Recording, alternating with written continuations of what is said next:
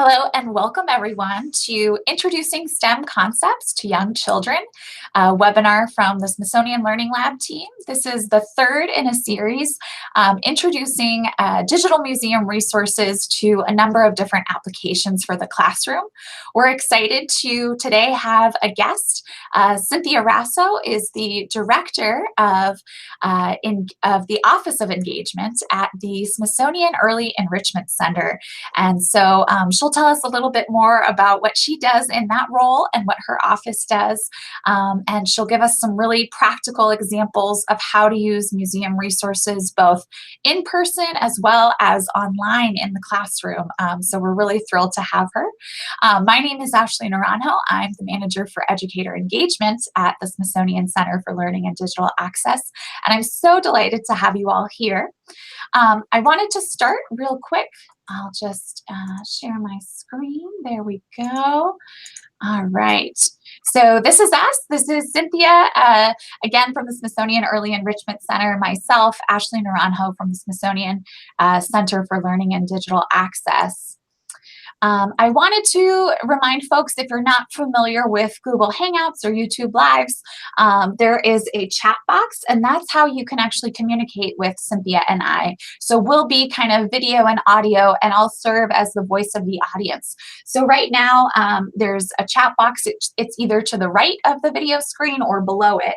And you can even see Smithsonian Education just wrote, welcome, we'll get started right at 6 p.m. Eastern, and please introduce yourself here and let us know where you're from and what you teach. We'd love to hear from you. And throughout the presentation, if you have questions for Cynthia or I, or if you perhaps have some insights on something that we're talking about, there'll also be some interactive periods too that Cynthia will ask questions of you. So we'll hope you will participate. If you're watching the archive of this session, you won't be able to obviously interact with us directly, but you'll be able to listen into the conversation that we are hosting tonight. And then I also wanted to mention, if you are tweeting about your teaching experiences using digital museum resources, please do follow us at Smithsonian Lab. And often we post things like updates for this webinar, different teaching lessons. Often we also share some Seek stories too of ways that the Early Enrichment Center has used museum resources with preschool and kindergartners.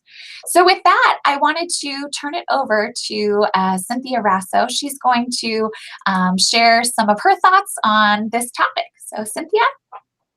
Yeah, well, thank you so much, Ashley. I appreciate you having us here tonight. So I just wanted to kind of kick us off. Ashley, if you wouldn't mind kind of pulling us into our Google Slides on our first overview, that will just help us kind of take a look at what we're going to do this evening. So we can go ahead to the next slide, Ashley. Great. Thank you. So I did want to kind of ask who is out there. So maybe if we could just take a moment, and I know you guys can type into that box there and maybe let us know who we have with us today, what ages you're teaching. I would love to hear. And Ashley, I think I'll just go through kind of what our objectives are for this evening, and then we can maybe come back and see if we get some responses from people. That sounds great. Okay, so our hope for this evening is to have, well, hopefully a fun conversation together, but we're gonna look at specifically some cross-curricular connections that we're gonna use through the Learning Lab. And then we're going to look at how I really see how Learning Lab can enhance a young child's learning experience. And the way that we're going to do that this evening is we're going to take an in-depth look at one of our lessons that we did on bees and honey. And then we're going to have an overview of a couple other STEAM lessons. So again, those STEM lessons that really bring in an art component. And I think I'm just going to go ahead and take a pause right here and ask Ashley if who we have with us this evening. I'm curious to hear. Sure. So it looks like we'll just take a peek at who's active in the chat. It looks like we have a few museum educators, which is great. We have a comment from Mike that mentions that this is a very pertinent topic, and I couldn't agree more. Really, museum resources, I think both Cynthia and I feel this way, are something that are really accessible for all ages and something that can really spark some really interesting conversations. We also have Jenny, who is a park ranger for California State Parks, and she actually does virtual field trips. So kind of another perspective to bring into the conversation. We have a teacher educator in the early years from Malta. So we are joined globally, which is great. We have a STEM director, pre-K to 5th grade at a museum. Oh, so that's great. And then we also have Mary Ann, who is a gifted support, grades 4 through 6, as well as working with younger students and grades 3 to 8 during a summer STEM program. So throughout the time that we have this webinar, feel free to add any comments based on your own expertise and experiences, and we'll continue to ask some questions and visit what's being said in the chat too. But with that, I wanted to kind of move on to our next slide, and I'll just pull it up here. Great.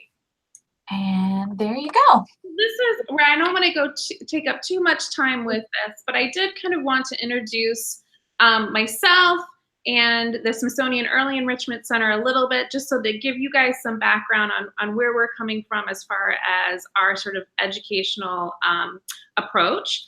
So SEEK, as we call ourselves, has been around actually for 30 years now. So in 1988, we began, and we are a school for infants through kindergartners.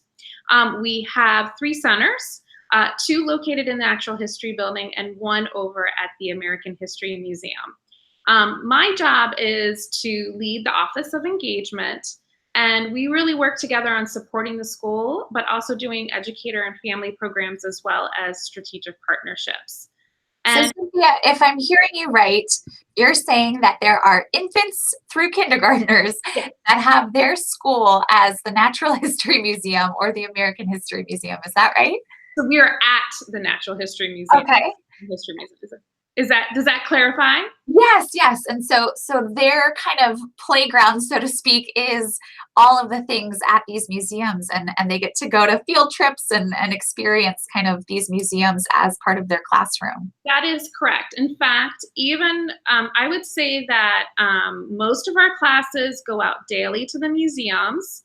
If they're not in the museum, they're actually out in the community, and we'll talk a little bit more about how we are we're really focused on learning in informal learning environments, not just museums, but the community at large. And even our infants go out pretty regularly as well. So yeah, we really see the museum and the community as an extension of our classroom here. Oh, excellent. And I just wanted to mention too, we also have another K through 5 teacher and also a science, STEAM, and makerspace educator for early learning. So lots of great folks that are joining us today for the webinar. Well, welcome all. Thank you for being here this evening. After, I'm sure for many of you, it's been a long day of teaching. So again, just a little bit of background on how we teach at SEEK. And I think this will really be pertinent as we move into looking at this lesson that I'm going to share with you guys today. So again, just to reiterate, we're very key part of what we do is informal learning environments, and we think about that as museums and community. We also see ourselves as being object-based. And when I say object-based, I mean museum objects, yes. But I also mean objects that we can find that are everyday objects. We know that young children are concrete learners and really benefit from the ability to have real things to touch and to engage with. We are also very inquiry-based. So I always like to say we like to give our children the pathway to the answer rather than the answer itself. We also consider ourselves student-centered, or we use an emergent curriculum. So for our school, our full-time school, we're really emergent curriculum, looking at what the children's curiosities are, and we're studying what they're interested in. For some of our programs where we have a more set curriculum, we do try to be really thoughtful about how we can still maintain that student-centered notion within a more formalized curriculum. We are So Cynthia, for folks that may not know kind of what the structure of an emergent curriculum is, could you just give kind of a brief kind of definition for us? Sure. So for us, our emergent curriculum is really about observing the children and seeing what they are interested in. So we might be observing them on the playground. We might be observing what they're being drawn to in the classroom. We might be sitting with them and talking to them about questions they have about certain things. And we're really paying attention to that as educators, making a note of it, and then deciding what we're going to study based on that. And a really quick example is we had a group of 4-year-olds who was really interested in digging one year. And so they must have done almost 2 months of talking about digging in various different ways. And that was just from watching them out on the playground. So that's really what an emergent curriculum is, following the child's interests and then having their interests kind of lead to the next topic of study. Oh, great. Wonderful. And then in addition, we're also experiential. So very based in like having that real hands-on experience. We believe play is important. We're always thinking about the social emotional development of child. And finally, we really try to present a positive sense of self. So really having the children see themselves in the curriculum and the materials that we have in the classroom so that they feel good about their own identity. And so we're really very careful to be reflective about that as well. So I think we just have a few pictures. Great. Thank you so much, Ashley. So I just wanted to kind of, because I feel like a picture is worth 1,000 words, right? So if you look, we've got our pre-K class and they're over at our local CVS pharmacy. And I thought, oh, that's a really nice way to show how we use the community. They've been talking about how to take care of themselves and their bodies. So they went over to CVS. And the same breath, we have another preschool class who went over to the Hirshhorn Museum. And you can see they've been studying color. So there's this wonderful sculptural piece over there where they got to really experience color. And then that Hirshhorn Museum is one of the Smithsonian museums too, that's right on the National Mall, kind of the Museum of Contemporary Art, Modern Art. So tons of artwork, sculptures, paintings that use a lot of color. So what a great space to be able to learn in. Yeah, the Hirshhorn is probably one of our favorites as a contemporary, modern and contemporary art museum. We find that it's very easy to use their collection to really meet the needs of young learners. So it's probably one of our teachers' favorites to use. And then the young child in front here is in front of another piece. I think they're over at the National Gallery, which is actually not part of the Smithsonian, but it is located on the National Mall. And they were actually looking at different color skin tones. And so this was just, I thought, a really nice way to exemplify how we think about a positive sense of self and talking about identity with young children. And if you want to go ahead and move forward, we can go to the next slide. You'll see there I just loved the three people in this picture right here. These three little people were very excited about the critter that they have in there. It looks, we've got the bucket full of water, and I just loved how they were coming up and really getting a hands-on feel for. I think it must be a snail or something that they have in there. Oh, I love that. Yeah. And even just their faces kind of share this like sense of wonder, curiosity. With the whoa, this is cool kind of coming straight from their expressions. That's awesome. And then in the center, I really felt it was important to just do a plug for the kind of art that we do here, which is all very process-based. And what I mean by process-based is just really like the idea of focusing on the process as opposed to the product. And so we do have a lovely art educator on staff, and it's definitely part of our curriculum. And finally, on the right are 2 infants there, and I talked a little bit about that social emotional component. So even when we have our, as young as our infant classes, we're thinking about how we're, growing, people to empathize with each other and to communicate well with each other. So we can go ahead and move forward. Okay. So I have built a collection for you, and I feel like it's rather dense. So I just wanted to go ahead and let you know what our Learning Lab collection looks like. And I wonder if, Ashley, you could just go ahead and maybe give everybody out there a sneak peek of the collection. Absolutely. So for folks who aren't familiar with Learning Lab collections actually allow you to have a number of different resources in them too. So Cynthia has created a nice collection that kind of demonstrates some of the elements of her lesson. And so I'm going to pull that up for you here. It's also something that is linked within the YouTube description of this webinar, and also available through learninglab.si.edu. So you can find this collection there. But Cynthia, do you want to walk us through what we're looking at here on the screen? Sure, yeah, absolutely. So what I essentially did is I try to use these nice arrows to kind of just categorize what everything is. So we have a lesson there. So that PDF is our bees and honey lesson. And then we have the objects that are really related to that lesson. And then I have a category that I've entitled supporting resources. And I really think of these resources as items that can help us as educators understand the topic, also can help us as educators think about what do we want to put in our environment, what will help our children kind of learn and truly understand the concepts that we want to teach. And also just to, again, have that some background as well as for the educator. And then there's some lesson documentation. In this case, I've kind of gone ahead and put it in like play and circle time, or when you have an interactive, like a group interactive experience, and museum visit. And so this documentation, I think for our purposes today, will help you really see how we implement some of the work that we do here.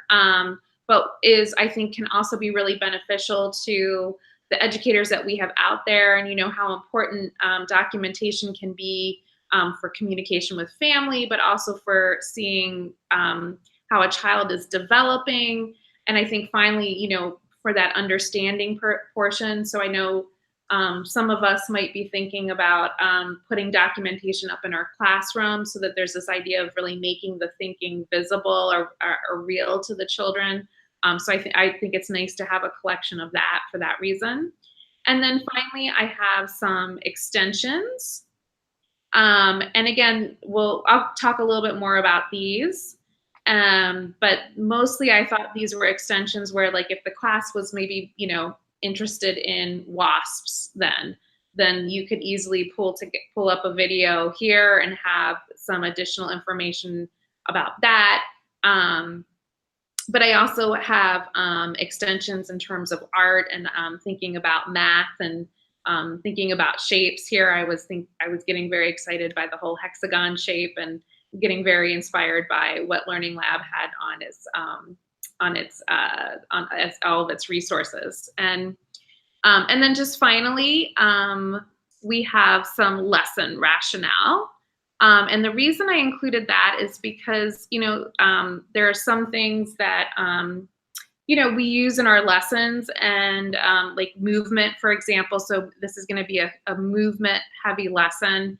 And I just wanted to include some pieces. Yeah, we've got a great picture there. Thank you, Ashley. So I just wanted to include some scholarship that really lends itself to the type of teaching that we're doing. And here at SEEK, we use that to share that with our caregiver community.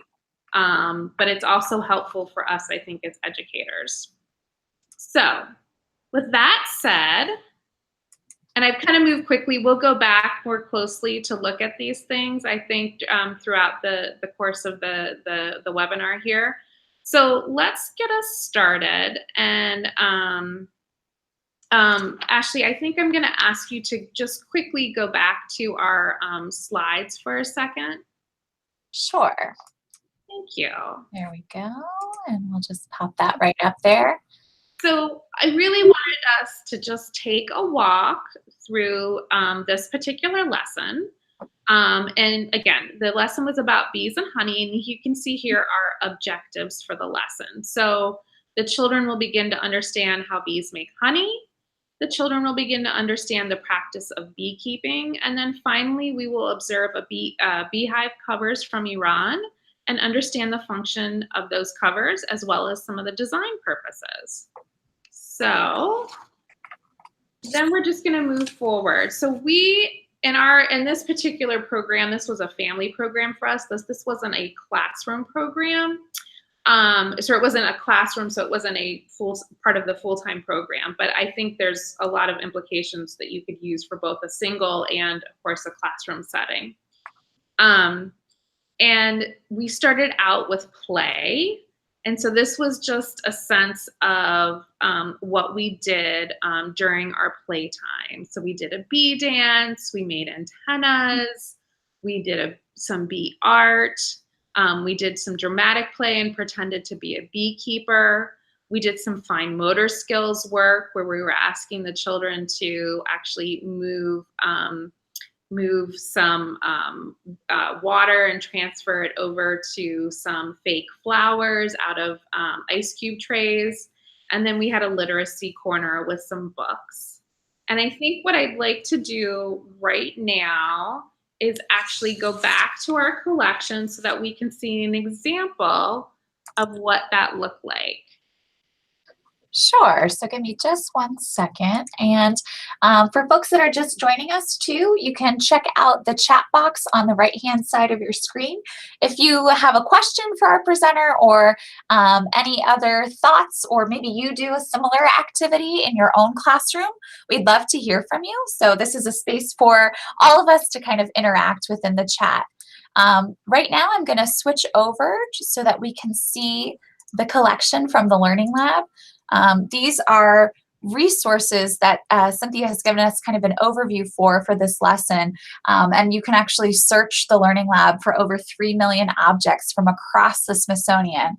And so this lesson in particular focuses on bees, like she mentioned, but also uses some interesting objects from our collections too. So Cynthia? So yeah, so if we can just kind of scroll down to some of that documentation so that we can see some pictures. And if we could just go over to that picture play there. Yeah, so I just wanted you guys to take a moment to see kind of what the play looks like here at the beginning of this lesson. I love that this picture, this little guy, he is, very interested in the blocks, but you can see we had the beekeeper hat and the sprayer right there, and we had the bees kind of up top and the honeycomb.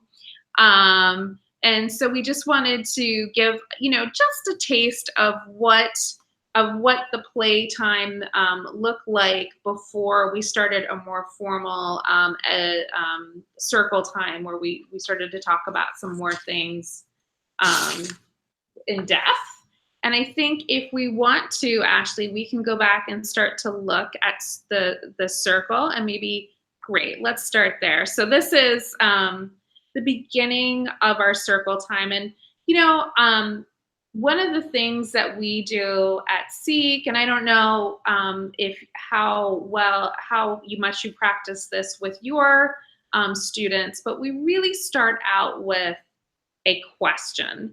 So the question we first asked was, what do we know about bees? And this is just such a lovely way to get a baseline. And we, always stop and really listen to what the children have to say. And then after we asked this question and kind of got a sense of where the kids were and what their knowledge was of bees, we read a book. And what I loved actually about Learning Lab is if you, Ashley, you don't need to go back to this at this moment, but I have in the collection is the book that we used. And what was nice is that the book is is read to you. And so I don't know about all of the teachers out there, but I think it's always nice to know what's in a book before you decide to buy it or make that trip to the library.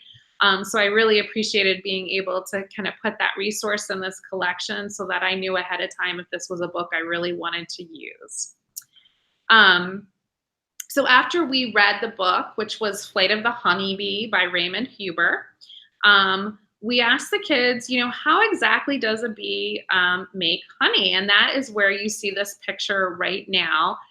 You see our educator, Brooke, dressed there in all black, and she is doing what we call the honeybee dance. And she's explaining to them after they've read the book, essentially, you know, how bees go to flowers and collect nectar.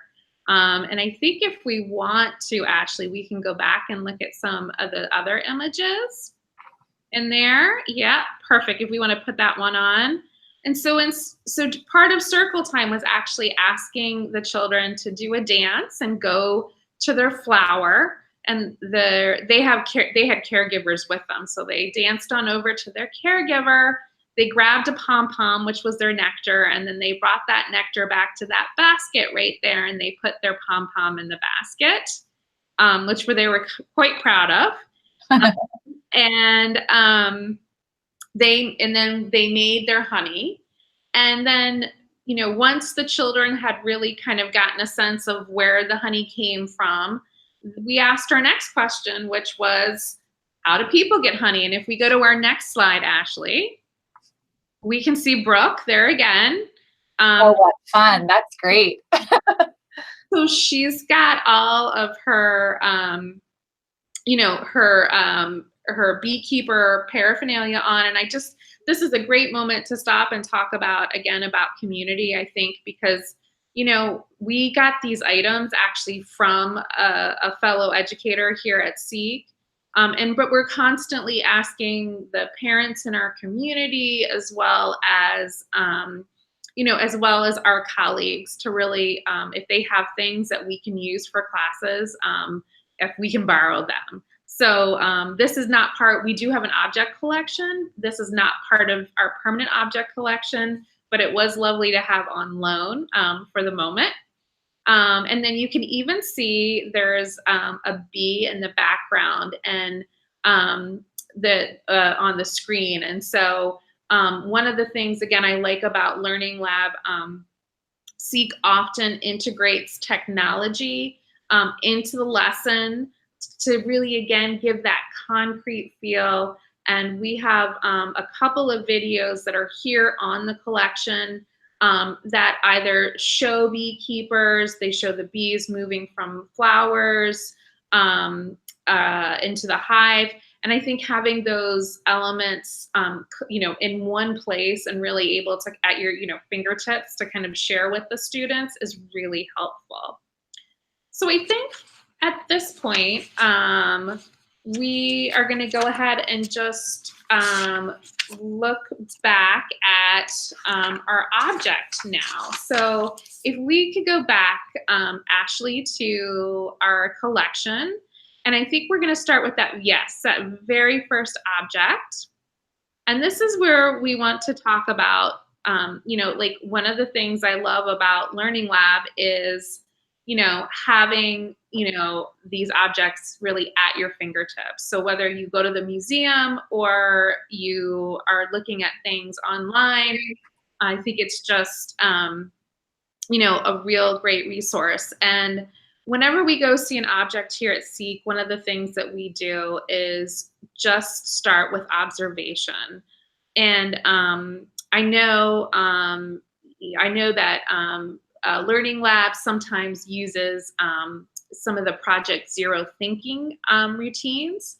And those thinking routines, if you're not familiar with them, I know that there's, you know, additional information, and I went ahead in the collection and linked to the thinking routine that I'm gonna sort of introduce to you guys now. It's called See, Think, Wonder. And because we're thinking about young audiences, I really wanted to, I'm going to modify the See, Think, Wonder to just see, what do you see and what do you wonder? So I thought it would be fun if we could all kind of pretend to be our 4 or 5-year-old selves. I want you to imagine that you have encountered this object, and I thought perhaps you could share with us, what do you see? So if we just maybe take a pause for a second, and if you could, in the chat room, share with us what you see, that would be great. Great. So for folks that are watching, you can go ahead and use the chat box to the right of the screen where folks are kind of introducing themselves. You'll see there's a space for you to say something, it says. And so Cynthia has kind of posed the question to us of, what do you see? So taking a look at the image that we've got on the screen right now, just go ahead and, share what you see. And it can be anything from, for example, I could start us off. I'm noticing at least 2 specific colors. There's some light blue and there's some, I would say, dark brown or maybe even black. So kind of just starting off with that. But if other folks have other things that they're seeing in the image, I'll also kind of zoom out so you see the full image there. But just let me know in the chat what you see. And so right now, Lori has also chimed in. She sees a triangle. Okay, so again, we've got so far, Cynthia, I mentioned the blue and dark brown. Lori has mentioned she sees a triangle. Jacqueline is saying a round disc, black lines and shapes, blue dots.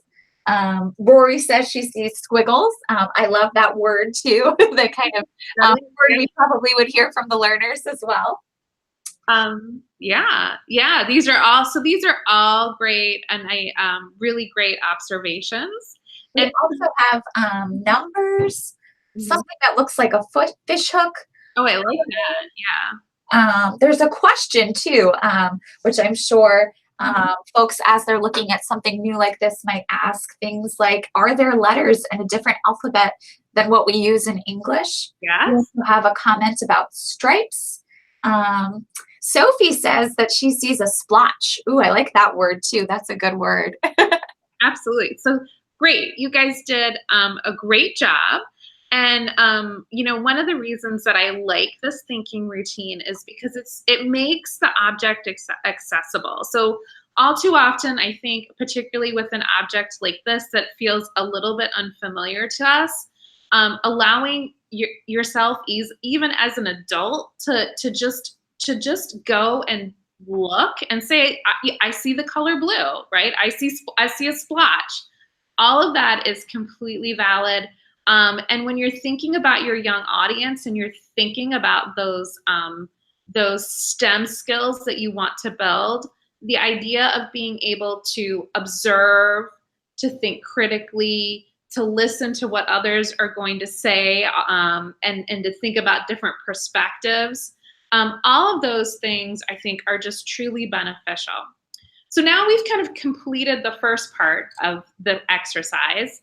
Why don't we go ahead and ask the next question, which is, what do you wonder? And I know you said, Michelle, it looks like she was wondering something about the alphabet. Does anybody else have any wonders? If you wouldn't mind punching those in, that would be great. Great. So again, kind of how we did the what do you see activity. I know a lot of people had some great observations. So now Cynthia's asking us, what do you wonder? And so Michelle kind of kicked us off and started us in the right direction. She mentioned, are there letters in a different alphabet other than the one we use in English? But what other wonderings do you have? And I'll kind of interject my own thought too. I noticed that there's, I think it's like a hole maybe towards the bottom center of the object. And so I was kind of just curious if that had kind of it was intentional or purposeful. So that kind of caught my curiosity, and I pointed to it on the screen. We also have some folks that say they wonder if this is a written expression, what materials were used to make this, and who made it too. Great question. I wonder how heavy it is. I'm sure that is a question too that the kiddos would be especially interested in too, of like, what does it feel like to actually hold this, you know? I wonder if this is a religious representation. Mm-hmm. Right. Interesting. We have lots of really great wonders. Um, and obviously with the beehive cover, it says it right there on the screen for you. So it kind of tells you what it is, but I love to hear what people are kind of wondering about it without even knowing that. So this is a beehive cover from Iran. It's part of the Freer and Sackler collection. Yeah, if you want to pull that up, that would be great.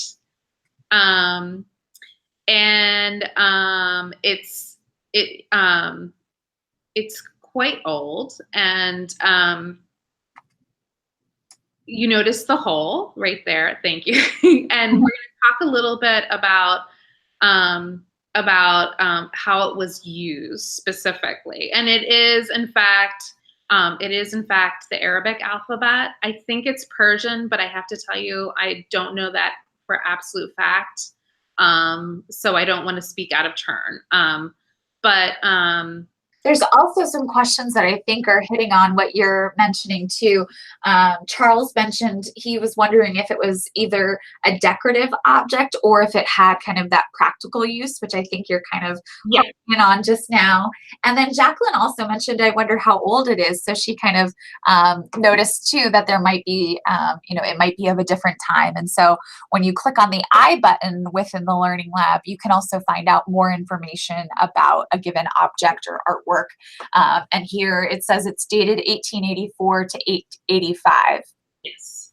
Thank you. Thank you for sharing. And then I did also want to point out, just in terms of the Learning Lab functionality, is if we go up and look at the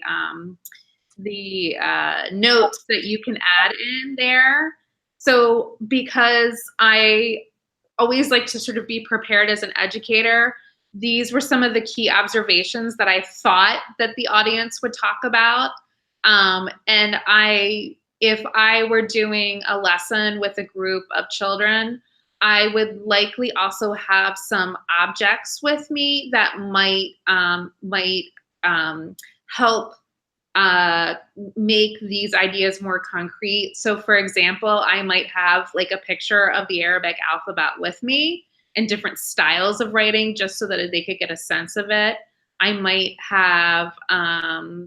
look around at some other decoration that we would see on art from the Islamic world during this time period. The shape, and we'll talk a little bit more about the shape and the whole, we'll talk what those things are for and how they were used.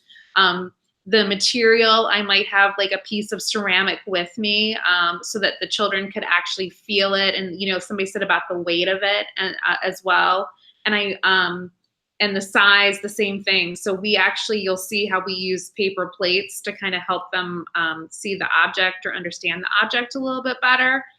But I might have that with me to kind of talk about size as well. So just some concrete things.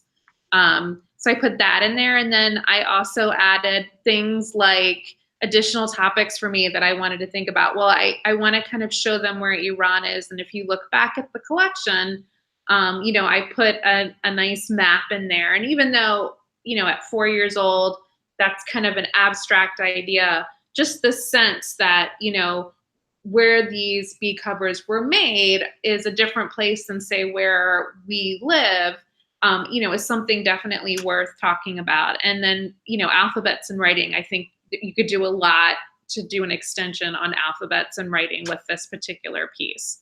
But we're going to stick with the bees for now. So, I want you just to remember that we did a fair amount of play with the children before this. So we talked about bees, we talked about the nectar, we talked about the honey, and then we came to see this object, we did these observations with them, right? Here we are. So our next, going back to that whole inquiry-based idea, the question that we asked is, so what do you think that this has to do with bees? And I think if we go back to our collection, I don't know that we need to open all of them, but maybe we'll just highlight. There is right below that, Ashley, a video, and that actually shows beekeepers in Iran. Now, it's not in English, but if we want to, we can just quickly play a snippet of that. میشه ذهن بشر رو به خودش مشغول کرده. به Love طوری که با about وجود this. نیرومندی که داره به Yeah. اون نزدیک شده و با To see the beekeeping and to understand that it still happens today in other parts of the world. I think that goes both to being a concrete idea for the children, but also thinking about how globally, even though there might be differences between us, we have a lot of similarities. And then if we want to go back to the collection, the other thing that I found really helpful and is definitely worth noting is, yes, right here is this object, which is actually, it is not a part of the Smithsonian collections, but I found it because I didn't really understand how these beehive covers worked, like as an adult. And I needed to go and look, and this was the closest thing that I could find to what has been described as what these beehives would have looked like. They would have been mud-coated reeds. And so the beehive cover would have fit on the one end. And so that I felt like this particular object, to bring that in, really, really would help a young child understand what the beehives look like. So I thought that was a really important resource to kind of bring into the collection. Absolutely. And I agree too. I love the description that this museum offers too with their digitized collection. It just gives a little bit of contextual information, both for the adult, the kind of instructor, but also for the learners too, that you could share with them pretty easily. And the visuals, I think, in and of itself help kind of clarify in your mind and kind of paint a mental picture for you. Yeah, which is, again, so important in particular with this age group. So if we want to just go back to the collection, I think we're going to look at some more of our documentation so that you guys can actually see what the museum visit looked like. Great. So you can see the children are there. That was, the one particular beehive cover that we looked at. And what we really wanted to do was, we asked them the question, so what does this have to do with bees? And of course, with a group of children, we would have stopped and really listened to them. We would have listened to their ideas and try to incorporate their ideas into the answer to that question so that it was as much child-driven as possible. And so again, because we didn't just want to give them a bunch of details, what we actually decided to do was to give them a paper plate. And you can see there's one child there holding the paper plate. He's got a hole in it. And we actually asked them to play a game with this. And if we want to go back and look a little bit more closely, you can see we're looking very closely at the object. And then the next, there you go. So we're thinking about it. We've got our parents there. I think they were thinking about it and talking about it too. Gosh, these pictures just have such great expressions, both from the instructor, Brooke, who you can really see is kind of coaching the student along, but also just kind of this little one that has her nose almost up against the glass, just trying to get as close as possible to the objects. That's really great. And then if we want to look forward, perfect. Yes. So here what is happening is Brooke is sort of explaining to them, okay, so imagine these paper plates are your bee covers, right? And imagine you go out to the field and you're going to go to your beehive and collect your honey. And so she asked them to lay out all of their, white plates and figure out whose belonged to who, right? Well, that didn't work out so well because they all looked the same. So Brooke said, well, pose the question again, well, what do we do to help us know which beehive is ours? And that is really what brought us back to the object. And the answer to that question was, well, if we decorated our object, we would know, who it belonged to. And in that really led Brooke into a conversation about the types of decoration that one would find on these beehive covers, which some of them, have words, sort of auspicious sayings, or maybe in another case that I have here on the collection, there's a picture of a mosque. So they did a really lovely job here of actually sitting down in the galleries, and they were able to decorate their beehive covers. And you can see in this final picture that Ashley just kind of pulled up, you can see now she's asking them again to put all of their beehive covers out, and ask them, okay, can you go find your beehive cover now? And they said, oh, yes, I can. So at the end of the lesson, they were really able to understand not only a little bit of background about bees and honeys and beekeepers, but also these objects and what they were used for and why they were decorated. So the kids really kind of came away with, some pretty, I think, for an hour and a half class, some pretty good ideas. Obviously, again, if we had been using a similar lesson in the classroom, the full-time classroom, we might have done this, I think, in parts, and been able to spend more time in each section really thinking about the whole idea of honey and nectar and pollination, as well as the cultural object and how it was used. So at this point, I thought we could kind of just take a pause and see if anybody had any questions before I shared some of our additional examples. Sure. So if you've got any questions for us, please feel free to share them in the chat box. I know thus far we've kind of gotten to see a lesson kind of in action, even though we're not there. Cynthia and her team have done just such a nice job of documenting their process throughout, so that this is something that could be replicated or even adapted in your own classroom, I'm sure. I especially loved kind of seeing the pictures in the galleries too. So as they were kind of getting close to those objects, and then also thinking about how to make those connections and help them have some of those aha moments of what the purpose was for them too. But folks, if you have any questions, feel free to include them in the chat box. This is just one of many lessons actually that Cynthia and her team have developed at the Smithsonian Early Enrichment Center. A lot of their lessons include a visit to a museum or somewhere within their community. What I like about this too is she's now able to also use the Learning Lab to make this an activity that's accessible for folks that can't make it to the Ferris Sackler Gallery here in Washington, D.C. So this is still an activity that you could do in the same way that we kind of did through the webinar. You could project it up on the screen for your students, or have it on tablets or phones. There's a lot of kind of flexibility with how you use it within the classroom.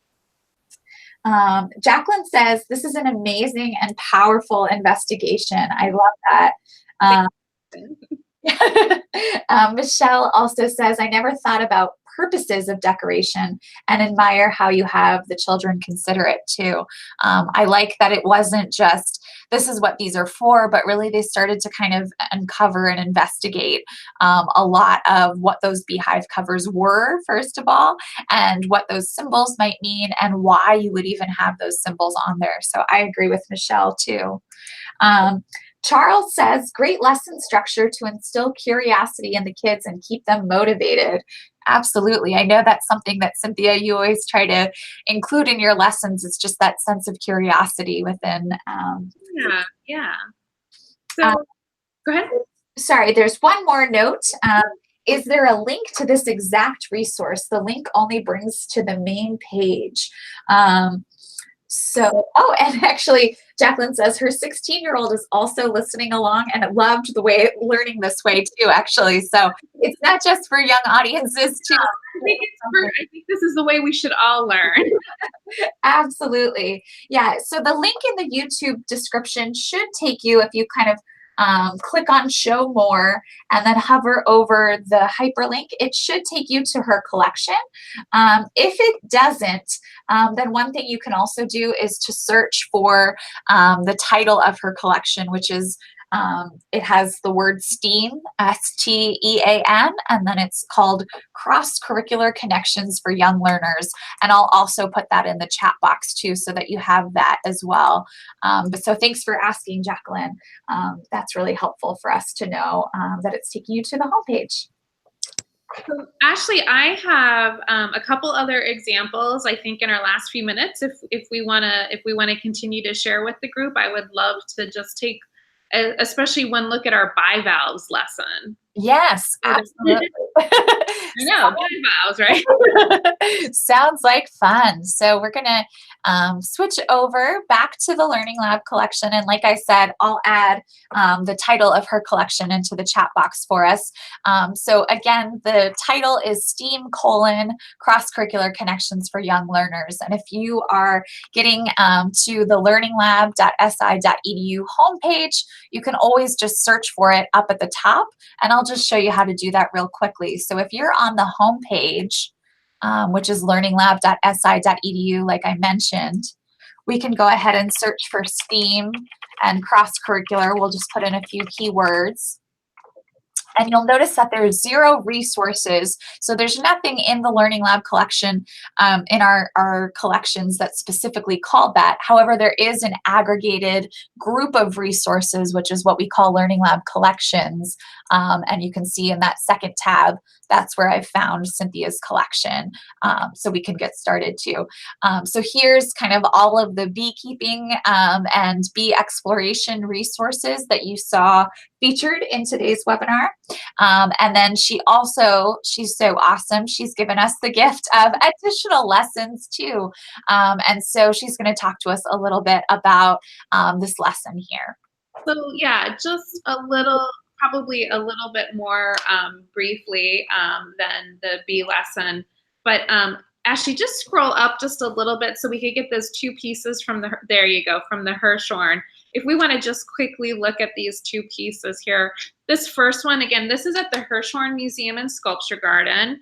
Actually, it might not be up currently, but this is a piece entitled For Gordon Bunshaft. And we really, in a slightly different way than the Beehive Covers, thought to use this piece to help us talk about bivalves and symmetry. And we had a lesson, again, it was really kind of, grouped for that age 4 to about 6 years old. And we really wanted to get the idea, the objectives were how, bivalves have these symmetrical shells to protect them. And that was really the essence of the lesson. And like the bees and honey lesson, they had played beforehand in the classroom, and I'll talk a little bit more about that. But during the museum visit, they went in this particular piece, and what they kind of noticed is that they had these kind of like 3 walls surrounding them. So you can actually walk inside of this piece, but they weren't protected on the top. And so that fact that there wasn't this kind of roof over their heads made them feel a little bit vulnerable. And if they were, say, an animal, for example, they couldn't protect their heads from anything. So first they kind of walked into this piece to have this really concrete experience. And then if we look at the next piece that's on the collection, this is an Ellsworth Kelly piece. It's untitled. And they looked at this as we talked about symmetry and how important the shells are to bivalves, and how important it is that that they're exactly symmetrical. And again, when we looked at these pieces, we didn't use a see, think, wonder kind of technique like we did with the previous piece. Instead, we thought about really specific questions that we wanted to ask that would encourage looking, and at the same time would get at some of the objectives or ideas that we wanted to share with the students. And I think if we go and look at those notes, Ashley, yeah, thank you. So here was how I kind of imagined an observation would look like with some young children. So again, providing that time for just some careful looking, asking them what did they notice, again, leaving time for answers. But here were some of my key questions. How is the object standing up? How many sides does it have? Look closely. Do the sides look like the same size or a different size? And what would happen if the sides were different sizes? Say that fast 5 times. And you know, with this particular object, I would probably also have, you know, I would have some supporting materials with me that would, where we could talk about balance. So I would probably have at the very least, maybe like a sheet of paper that I could fold in half, just to demonstrate, you know, the difference, like if we had one side that was longer than another. So I just thought this was a really important way for us to like look at the object and think about how we can use a different sort of set of inquiry or a different line of inquiry to really get the children to think about balance and symmetry. Cynthia, I love that this is also a different type of museum resource, right? So in the first example, we were looking at an object that was in the gallery cases, and here we're looking at kind of almost public sculpture, right? These kind of huge, like larger than life kind of sculptures, and starting to think about these concepts a little bit differently based on the artwork that we're seeing. So I just love the kind of juxtaposition of the two. Well, and I, you know, and in that same vein, Ashley, I think it's also really important. You know, I think a lot of people, again, their schools might be, you know, might not be on the National Mall, but oftentimes there is public art, you know, in and around them, and they don't even, you know, there's a great resource there, and you can use it in these different ways as well. So I think that's a really good point. If you want to just go back to the collection for a moment, because I told you, I said, you know, like we did some play beforehand. So one of the ways that we played with this particular lesson was we talked about how different bivalves move. So if we look at the supporting resources, yes, there are 4 videos there. I don't know that we need to show all of them. But literally, we talked about the different ways that these bivalves move. And this is the cockle, and he should jump. There you go. So he pulls. And we made a game out of this. So we had a big, like a die, and we rolled it, and then it would roll on a particular animal. So we had like a mollusk, a clam, the cockle, and you would have to move like that animal. Oh, fun. So being able to kind of watch these videos and then kind of emulate what the animals are doing. So the kids kind of, that was their circle time before they went and they went to actually see the pieces. And so I thought it was quite fun. Yeah, if you want to play another one really quickly, that's great. Happier, yeah.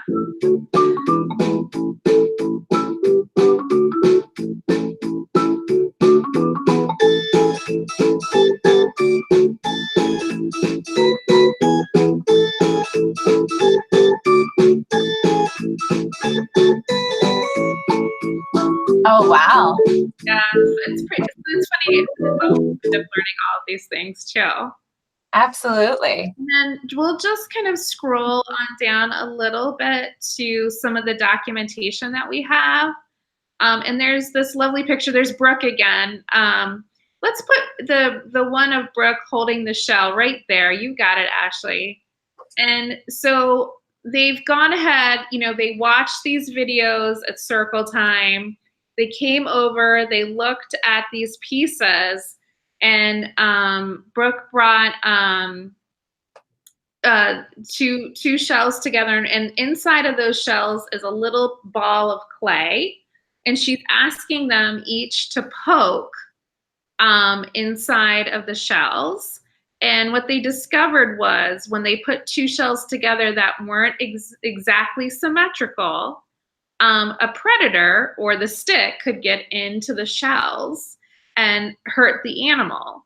And in this case, what the children were able to recognize is the importance of having, again, those two symmetrical shells, because when we went back and did the experiment with the shells that were identical, they were unable to puncture the animal. So that is sort of what you're looking at there. Oh, wow. I love that. And I think we've got it. Yeah. And then this is just them. And then their final kind of activity was they were actually able to fold a piece of paper over and tear it. And so that they could make it exactly symmetrical as well. So really, if you think about what I love about that is that they learned about this idea of symmetry in so many different capacities. They saw it in the artwork. They saw it. They really saw it exemplified by the bivalves, and then they actually got to do it. They actually got to create something that was their own. And so, again, what we know about young learners and learners of all ages is if we can give people, an opportunity to really understand things in a multifaceted way, they're really going to come away with a deeper understanding of a concept. I love too that this art activity, it looks like, or at least the simulation, it took place right near where the public sculpture was. So I can see that in the background. So it's still kind of that visual reminder of what's going on. Yeah. I want to take a moment. We're right at about 7 o'clock our hour. Sure, yeah. There's some comments in the chat. If you need to leave the webinar, we thank you for attending. This will also be archived, so you can reference it back. You can also share it with a friend, and it'll be archived still at the same link here. I've also included in the chat box how you can search for Cynthia's collection, STEAM, Cross-Curricular Connections for Young Learners, and it's also in the YouTube description as well. Some comments, will probably just stick around for another 5 minutes or so, but some comments in the chat box said, thanks for showing Learning Lab in practice. Great takeaways to apply in our own realms. Thanks so much for this. It really helps to see how you use the Learning Lab in an actual lesson. These are thoughtful, deep questions. And Charles mentioned too, thank you so much for this. It was really great to see how the Learning Lab materials may be brought to life with children. He had the opportunity to experience firsthand the amazing work of Cynthia and her team at Seek, which is just such a great teaching and learning model. So lots of praise for the ways that you're structuring your lessons and also exemplifying how to use these digital tools to both document and then also search and access really great museum resources in a digital platform. So there's lots of praise in the chat coming your way, Cynthia, for sure. Well, thank you all so very much. And I know, like Ashley said, we're at time. I'll just make a note that inside of the collection is also a link to some collections that Brooke has pulled together. She has done some more, we both have done some work on wind and sound. And with the wind conversation, we've used a lovely piece at the Smithsonian American Art Museum that you can see at the left part of your screen. And then also from the Smithsonian American Art Museum, we use Nick Cave's sound suit to talk about sound and the science of sound. So if you're thinking or wanting to get some other ideas, Brooke's collection has got some great resources in it. And, Ashley, I always like, with our children, with adults as well, I always like to leave with a provocation based on a lesson on color that we did, again, with some of our preschoolers here. But I put a couple of objects in the collection right there, yes. And so I have 3 paintings there. And I just wanted to leave, again, with a provocation of what would you do with these art objects? How would you connect them to the science of color?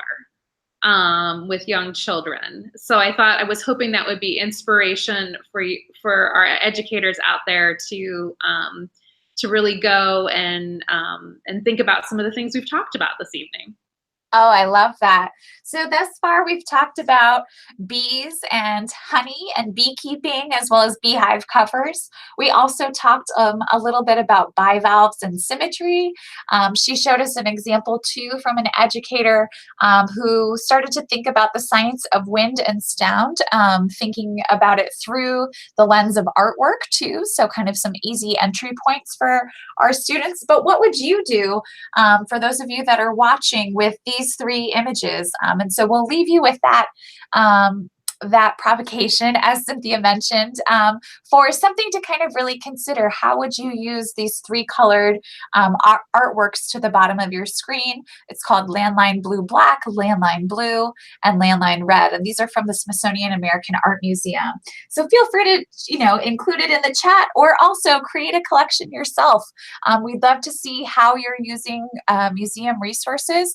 I know other teachers really appreciate getting to see great models like those of Seek, but we would also love to see things from you as well. So with that, I want to thank Cynthia for joining us today. It was a very special day, a very really exciting hour to be able to share with you and with other teachers across the globe. And Barbara says, thank you, what a great resource. Jacqueline also adds, absolutely love this. I have not yet had the opportunity to use the Learning Lab because I wasn't quite sure how to access the resources. This has helped tremendously. So lots of praise headed your way, Cynthia.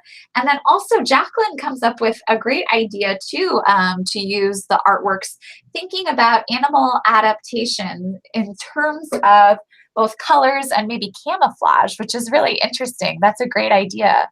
Great idea. I hadn't even crossed my mind. So it's so great to work in a collaborative environment with inspiring educators. So thank you for that. Absolutely. Well, with that, I am going to have a sign off. My name is Ashley Naranjo. I'm from the Smithsonian Center for Learning and Digital Access. It was a pleasure to have Cynthia Raso from the Smithsonian Early Enrichment Center. And so please join us. On the homepage, we have all sorts of online events that you can check out. So just visit learninglab.si.edu for the next upcoming events. Each Tuesday, we hold office hours, so you can ask questions, whether they're technical or if you have a question about how to use museum resources in the classroom, we're happy to help. So all of that is listed at the bottom of the homepage. Thanks so much for joining us. Cheers. Thank you.